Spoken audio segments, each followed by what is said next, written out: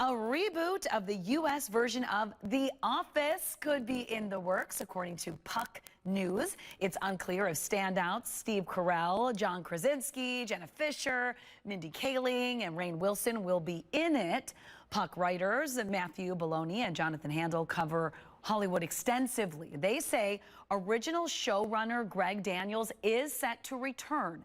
An article from last year quotes Daniels as saying he's not sure about bringing back the same characters. Rather, he thinks a new version of The Office should be part of the original program's universe.